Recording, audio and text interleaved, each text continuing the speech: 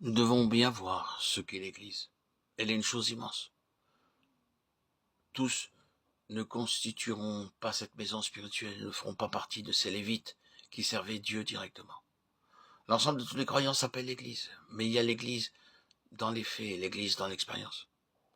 L'Église dans l'expérience consiste à servir Dieu sur la base de la mort et de la résurrection. Cela implique de refuser à son âme ce qu'elle veut, c'est mourir à soi-même.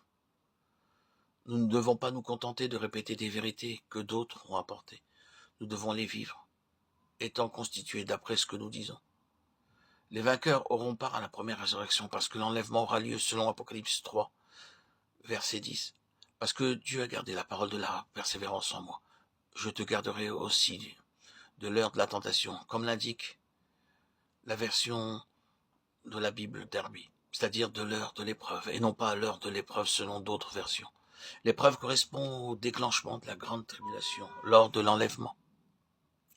Les vainqueurs ou lévites d'aujourd'hui ne verront pas la grande tribulation, ils verront l'antichrist, mais ils seront enlevés avant la grande tribulation, par leur présence sur la terre. Ils représentent la puissance spirituelle qui s'oppose à Satan. Ils seront enlevés avant la grande tribulation, après Satan régnera. Celui qui combat et qui est intégré dans le plan divin sait qu'il s'agit d'une lutte. Vous ne pouvez imaginer les conflits qui précèdent un rassemblement comme celui auquel nous participons. L'ennemi connaît la valeur des choses bien mieux que la plupart des croyants qui sont ignorants. Mais ces vainqueurs reviendront avec le Seigneur après les noces de l'agneau qui auront lieu au ciel. Ils reviendront ensuite pour établir la dispensation du royaume et régner avec Christ. Tout cela donne au message une très grande exigence. Le message de Dieu est impératif et incontournable. Il nous place devant des mots qui ont une signification claire et précise, dont on ne peut pas modifier le sens. Nous lisons dans l'Épître aux Hébreux, chapitre 3, verset 6. La maison, c'est nous, pourvu que... Certains ont voulu assurer que cette traduction était bien conforme au grec.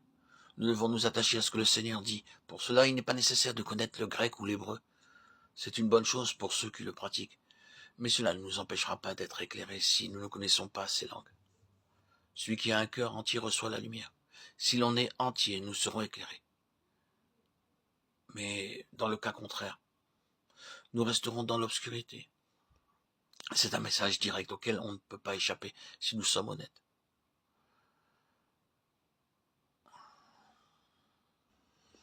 Les vainqueurs auront part à la première résurrection parce que l'enlèvement aura lieu selon Apocalypse chapitre 3 verset 10.